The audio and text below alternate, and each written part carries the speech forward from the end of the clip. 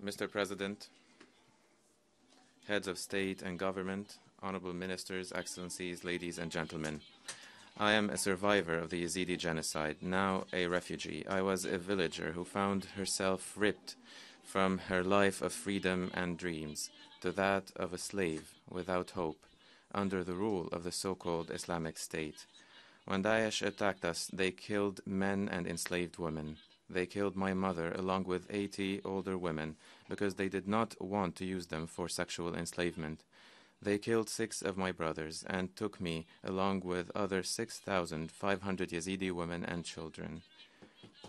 They committed crimes against thousands of women in slave markets before the eyes of the international world, of the international community. I wished death so that I wouldn't see everyone I love killed or enslaved, or at best a refugee or displaced.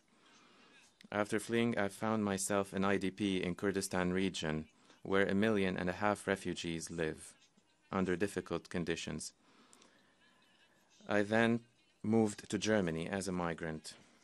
Try to imagine, even for a moment, that you are refugees in camps. How would you be able to gain and get food for your family while your tent is drenched with water? How can you provide education and medical attention for your children while you are unemployed? Do you know when the happiest day in my life was? It is not today, speaking to world leaders. It is when I was working my mother's farm, planting vegetables, or when we would go for a picnic to a mountain. Those indeed were the happiest days. I met many refugees in Greece whose lives, freedom, and dignity have been destroyed.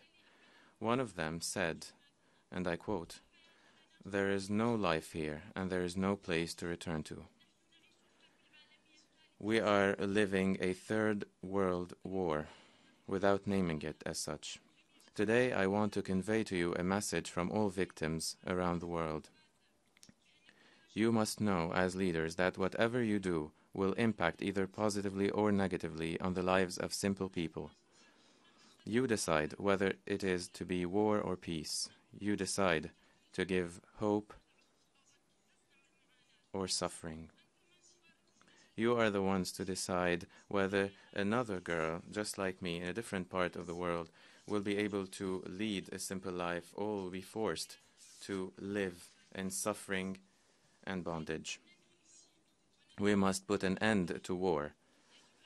We must bring to justice all those perpetrators of genocide crimes and crimes against humanity.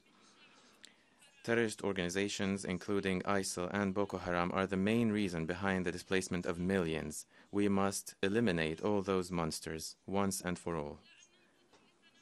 We should not wait for years.